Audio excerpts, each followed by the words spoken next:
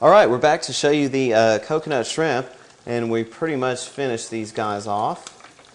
So I've just got a little strainer spatula of sorts here. I'm going to lower those onto the paper towel and the parchment paper that I've got in waiting.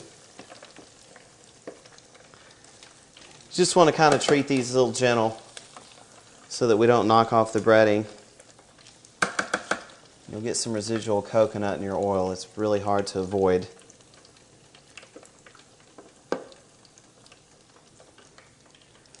Lay these guys out in a row here. And again, I used canola oil. I tend to get better results. Really nice, clean product as far as that goes. And you notice we used a combination of the coconut flakes as well as the panko Japanese-style breadcrumbs. We've got a nice golden color on these guys, which is what we want. And there's still a little bit of sizzle left in them. So as soon as you lay them on the paper towel with the parchment paper, it'll pull that residual oil off there. And we're going to let these guys cool before we eat them. They're a little hot, and that coconut will scald the top of your mouth if you get into them too early. So we're just going to let these sit for a minute, but this is your finished product and what it needs to look like. And it makes them nice and easy to dip with the skewer, and a little bit easier to eat as well. So enjoy those.